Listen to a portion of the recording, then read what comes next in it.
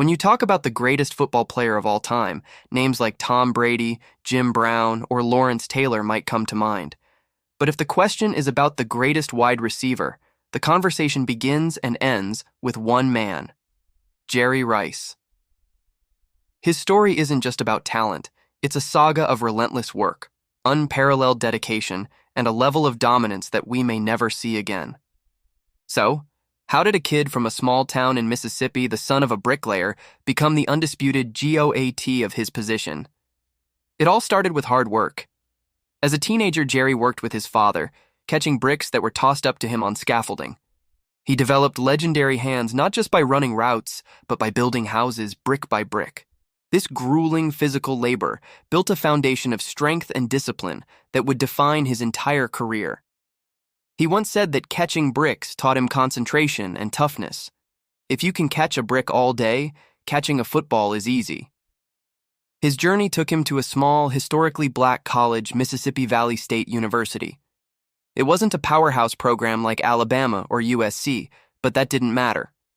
Under coach Archie Gunslinger Cooley, the team ran a high-octane, pass-happy offense that was years ahead of its time. Rice and quarterback Willie Totten became an unstoppable duo, shattering NCAA records. They called the offense the Satellite Express, and Rice was its brightest star.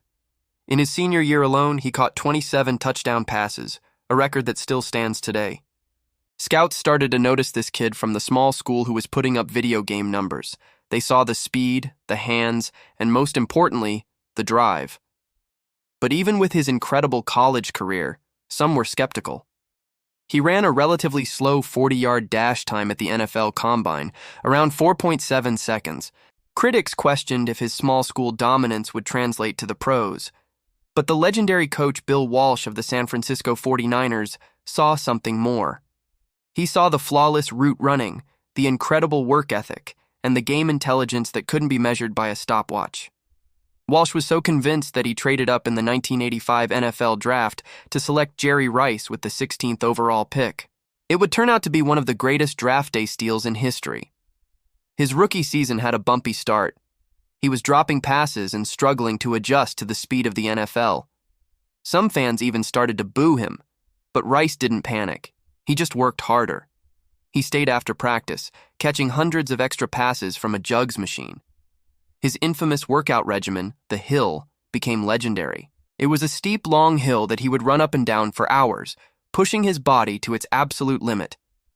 This wasn't just about physical conditioning. It was about building mental fortitude. He believed that the hard work he did when nobody was watching was what would make him unstoppable on game day. And unstoppable he became. Paired with Hall of Fame quarterbacks Joe Montana and later Steve Young, Rice transformed the 49ers offense into a juggernaut. He wasn't just a deep threat, he was a master of the entire route tree. His precision was surgical. Defensive backs knew what route he was going to run, but they were powerless to stop it. His double moves were a thing of beauty, leaving defenders grasping at air. And once he had the ball in his hands, his determination to get every possible yard was second to none. He wasn't just trying to make a catch. He was trying to score every single time he touched the ball. The numbers he put up are simply staggering. Let's try to put his records into perspective. And then there are the touchdowns. This is where his dominance becomes almost unbelievable. Rice has 208 total touchdowns in his career. The player in second place, Emmitt Smith, has 175. The next closest wide receiver is Randy Moss with 156.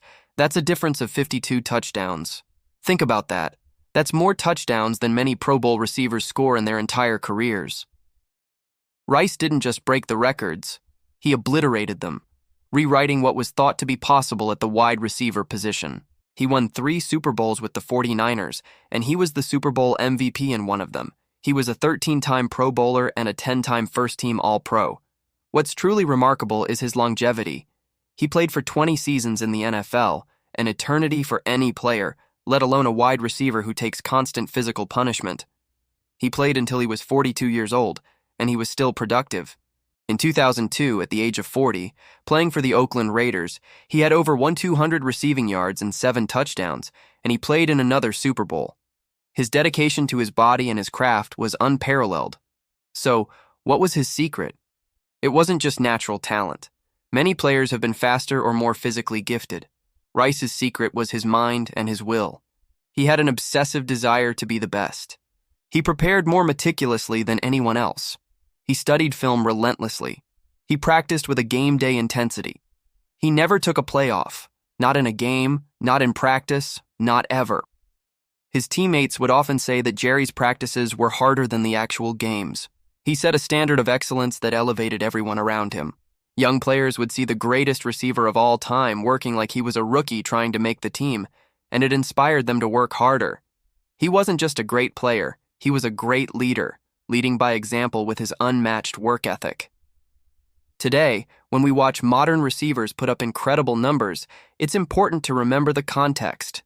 The game has changed, with rules that favor the offense and the passing game more than ever. Jerry Rice put up his mind-boggling stats in a much more physical era, an era where defensive backs could be far more aggressive. He did it with a consistency and longevity that defies belief. His legacy isn't just in the record books, it's in the standard he set for dedication, professionalism, and the relentless pursuit of greatness. He proved that talent is only part of the equation. The other, more important part, is the work you're willing to put in. Jerry Rice wasn't just born the greatest, he worked for it every single day for 2 decades. That's why his records may never be broken. And that's why, when you talk about the greatest receiver of all time, there is Jerry Rice, and then there is everyone else. Thanks for watching. If you enjoyed this look back at a true legend of the game, make sure to hit that like button and subscribe for more deep dives into sports history. Let me know in the comments who you think is the GOAT of their position. See you next time.